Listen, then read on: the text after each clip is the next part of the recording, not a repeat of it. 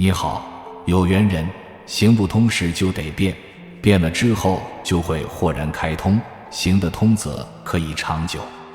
世人皆执着自己看能到的、听到的、想到的一切相，若没有相就持有疑惑的心态，这也是世俗迷痴的共业习性，一般很难改变。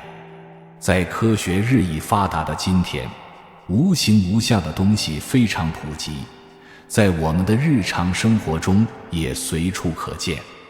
譬如我们常用的手机，虽然没有线的连接，既可以通话也可以视频，互相看到对方，雷达远隔千里就可以捕捉到物体的信息，声控开关可以调控电灯的亮灭，等等如是。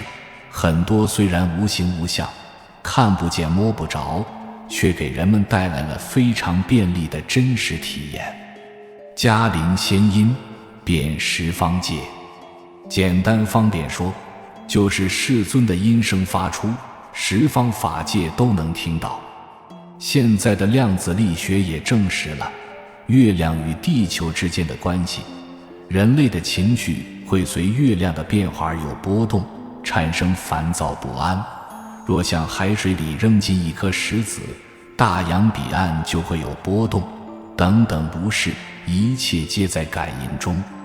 究竟说为次第圆融，没有哪一法不是哪一法，没有哪一种声音不是先音真音。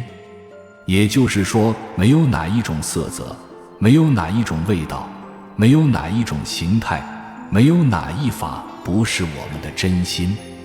譬如我们讲的每一句话也是辨识法界的，一只鸭子呱呱叫，一只羊咩咩叫的声音是不是辨识方界啊？我们在这里挥挥胳膊，大洋的海水会不会动？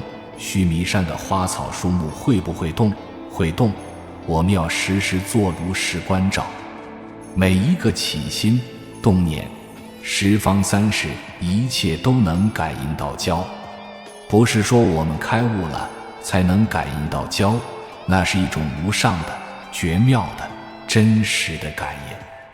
其实万物之间，时时事事处处皆在感应之中。一音扩展到无量的音，譬如阳音、鸡音、鸟音等，由音又扩展到色、声、香、味、触、法这六尘，由六尘化解为无量的万法，无量的万法无不次第圆融为一个本体，这就叫音性。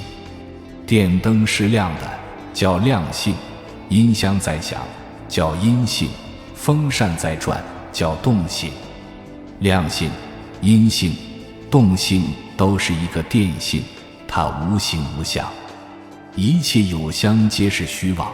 很多人读了这句话以后就执着空破相，只要看到别人讲有相的东西，就说别人这相了。其实不然，讲有相的东西并不一定这相，讲无相的东西并不一定是破相了。着不着相在心，不在相。譬如世尊在经典中流露的教诲也没有离开相，处处皆存在。胎生、卵生、湿生等等如是，你不能说世尊着相了，还有分别心呀。所以一切在心不在相。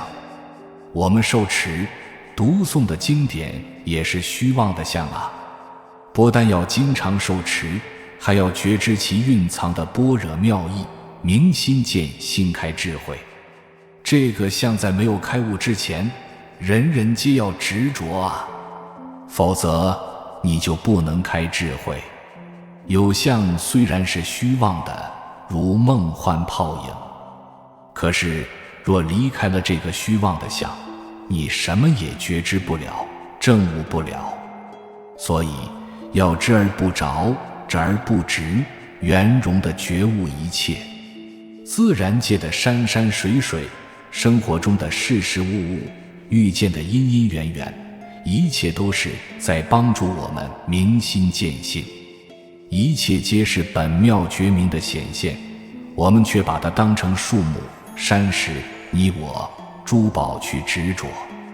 楞严经把这种迷惑颠倒叫做自心取自心。